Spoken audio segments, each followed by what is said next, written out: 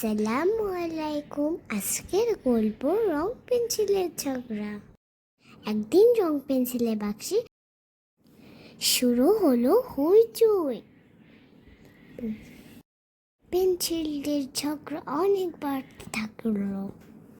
লাল রং পেন্সিলটা চেঁচিয়ে উঠলো, আমি সব থেকে গুরুত্বপূর্ণ, আমি সব থেকে সুন্দরও। লাল পেন্সিল বলল, সব থেকে বেশি কাজে লাগে আমি,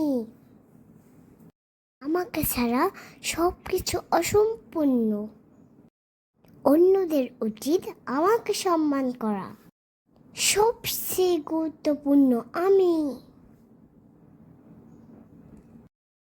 নীল পেন্সিল বলল, আকাশ সমুদ্র ছাড়া ছবি হয় নাকি, আমাকে ছাড়া আকাশ সমুদ্র একে দেখাও তো দেখি, আমি সব থেকে বেশি গুরুত্বপূর্ণ, তোমাদের উচিত আমাকে সম্মান করা।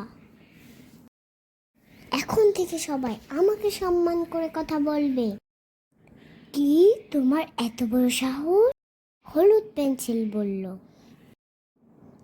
আমাকে ছাড়া সূর্য, রোদ, হাসি একে দেখাও তো দেখি, তোমাদের উচিত আমাকে সম্মান করা। এখন থেকে সবাই আমাকে